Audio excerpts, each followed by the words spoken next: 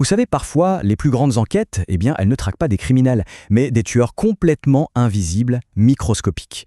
Aujourd'hui, on va plonger au cœur d'un véritable mystère médical, une affaire qui, dans les années 70, a vraiment tout changé dans notre façon de voir la sécurité des bâtiments où l'on vit, où l'on travaille tous les jours. Alors pour cette analyse, on s'appuie principalement sur un cours de microbiologie de la faculté de pharmacie d'Alger.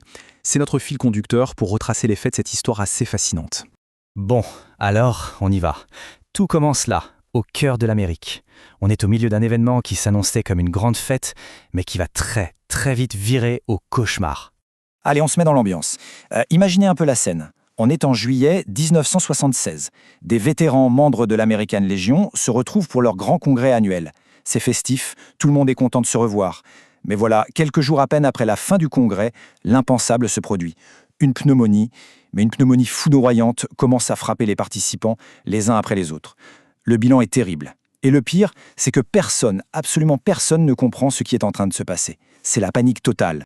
Et là, c'est vraiment la grande question. Qu'est-ce que c'est que ce truc? Les meilleurs experts du pays sont sur le coup, mais rien. C'est une impasse totale. Les analyses sont faites, refaites, mais elles ne révèlent aucun virus, aucune bactérie qu'on connaît déjà. On commence à tout imaginer. Un agent toxique, un poison, voire même un acte de malveillance. Le tueur est là, dans l'air, mais il est invisible, et sa nature reste un mystère complet. Mais la science, heureusement, n'abandonne jamais. C'est le début d'une enquête méticuleuse, je vous jure, digne d'un roman policier, qui va finalement, enfin, percer le secret de cette maladie mystérieuse. Et voilà le moment clé, la percée. On est en 1977. Ça fait des mois que ça dure. Un travail de fourmi, et là, un scientifique, le docteur Joseph McDade, réussit l'exploit. En examinant des échantillons de tissu pulmonaire prélevés sur des victimes, il arrive enfin à isoler l'organisme responsable. C'est une avancée scientifique absolument énorme.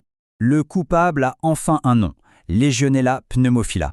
Alors pourquoi ce nom? C'est assez simple en fait. Legionella bien sûr en l'honneur des membres de l'American Legion qui ont été les premières victimes, et pneumophila ça vient du grec et ça veut dire littéralement « qui aime les poumons ».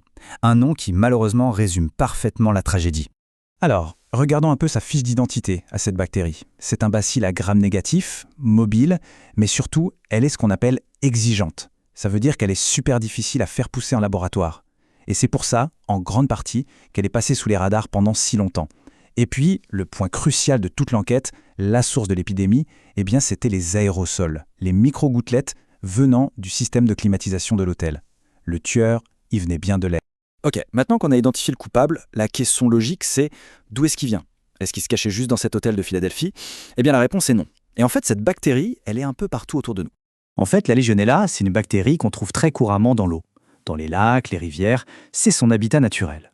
Mais le truc, c'est qu'elle adore, mais alors elle adore nos installations modernes. Pensez aux tours de refroidissement, aux jacuzzis, aux fontaines, et même chez soi, dans les pommeaux de douche ou les robinets. La condition clé pour elle, c'est de l'eau tiède, stagnante. C'est son paradis. Et ça, c'est super important pour comprendre comment on attrape la maladie. Attention, ce n'est pas en buvant l'eau. Non, non. Le vrai danger, c'est l'inhalation. On respire des micro-gouttelettes d'eau contaminées qui sont en suspension dans l'air. C'est ça, un aérosol. Donc, une douche, un spa ou un système de climatisation mal entretenu, ça peut devenir un diffuseur potentiellement mortel.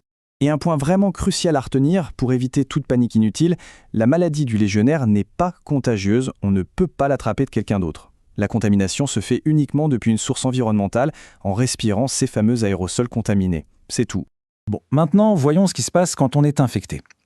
Ce qui est assez dingue avec cette bactérie, c'est qu'elle peut provoquer deux maladies très, très différentes. D'un côté, on a ce qu'on appelle la fièvre de Pontiac. En gros, c'est comme une grosse grippe avec de la fièvre, des maux de tête. C'est pas agréable, mais ça passe tout seul en quelques jours sans traitement. Et de l'autre côté, on a la maladie du légionnaire. Et là, c'est plus la même histoire. C'est la forme grave, celle de Philadelphie.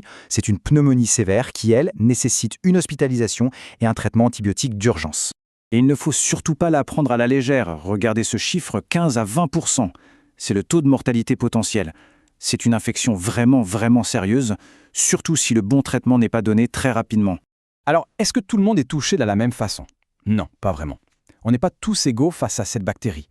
Le risque de développer la forme grave, la maladie du légionnaire, est beaucoup plus élevé chez certaines personnes. Les adultes, les fumeurs, les personnes avec des maladies pulmonaires chroniques ou un système immunitaire affaibli, comme les patients atteints de cancer ou de diabète. Heureusement, depuis 1976, on a fait d'énormes progrès. Alors voyons un peu comment, aujourd'hui, on arrive à la diagnostiquer et surtout à la combattre. Tout part souvent d'un soupçon, quand un médecin fait face à une pneumonie qui ne ressemble pas aux autres, une pneumonie dite atypique. Pour avoir une confirmation rapide, il y a un test très efficace, l'antigène urinaire. C'est rapide. Après, pour être sûr à 100%, on a la culture ou la PCR qui va chercher l'ADN de la bactérie, mais ça prend un peu plus de temps. Une fois le diagnostic posé, le traitement. Et là, le choix de l'antibiotique est absolument crucial. Pourquoi? Parce que la Legionella est une maligne. Elle est naturellement résistante à plein d'antibiotiques courants.